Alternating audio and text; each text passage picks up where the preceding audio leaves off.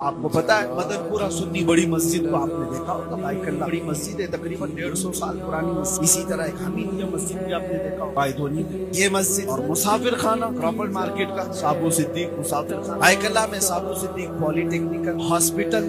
College, یہ 4 سے 5 بڑی بڑی عمارتیں جو تقریباً 100 سال پرانی ہیں، 100 سال پرانی، ان سب کو بنانے والا ایک ہی شخص تھا، ایک ہی شخص۔ اور حیرت کی بات میں بتاتا ہوں، میمن فیملی سے تعلق رکھنے والا حاجی صاحب سے 3 مسجدیں، ایک مسافر خانہ، ایک ہسپتال اور ایک اس زمانے کی انسٹیٹیوٹ کالج، اتنا دنیا کو دے کر کے جانے والا وہ سابو صدیق سے 23 سال کی عمر میں انتقال کر گیا، 23 یعنی 25 سال سے کم کا جوان یہ ساری چیزیں دنیا کو دے کر چلا گیا۔ لاکھوں سجدے ان مساجد میں آج بھی ہوتے ہیں۔ جوان ہو تو ایسا ہو جو امت کو نفع دے کر جائے، زندگی ہو تو ایسی جو لاکھوں کو فائدہ پہنچا کر جائے۔ اسی طرح سے میں پڑھ رہا تھا، آزادی کی تحریک جب چھڑی تھی ہندوستان میں، آج ہم جو آزادی کی سانس لے رہے ہیں اس میں ایک تو نہیں 30,000 علماء کی قربانیاں شامل۔ علماء اہل سنت کی بات کر رہا ہوں، دلی سے لے کر کشمیر تک ہر جھاڑی پر ایک عالم دین کی لاش لٹکتی تھی، انہوں نے قربانیاں دی، آج سب بجھا دیا گیا، وہ مقصد زندگی گزارنے والے۔ اور آپ کو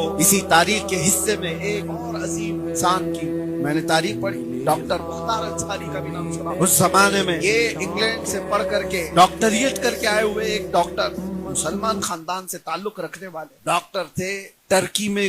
خلافت کے سقوط کے بعد بڑی خدمات انجام دینے والا شخص، لیکن ہندوستان میں آئے تو ہم ہمی تھی، آزادی کی تحریکیں چل رہی تھی، جھگڑے فسادات تھے۔ اس زمانے میں ڈاکٹر مختار انصاری نے دنیا کو ایک طرف دیکھا، لیکن مسلمانوں کے حالات دیکھ کر کے اس نے ایک ادارہ قائم کیا دلی کی سرزمین پر، جس کو آج جامعہ ملیہ اسلامیہ کہا جاتا ہے۔ 1920 میں یہ قائم ہوئی تھی یونیورسٹی، اور آج وہاں سے ہزاروں اسٹوڈنٹ پڑھ کر کے نکلے، کئی ڈاکٹرز وہاں سے نکلے، انجینئرز نکلے، سائنٹسٹ نکلے، ہر طبقے میں لوگ وہاں سے فائدہ اٹھا کر چلے۔ ایک شخص کی سوچ ہے جو ہزاروں کو علم سے آشنا کرا، ایک شخص نے، اور اس ہمہ ہمی میں ساری چیزیں چھوڑ کر ایجاد تو کیا۔ اس طرح سے وہ لوگ تھے جو امت کو نفع دے کر کے گئے، قوم کو نفع دیے، بلکہ ملک کی ترقی میں حصہ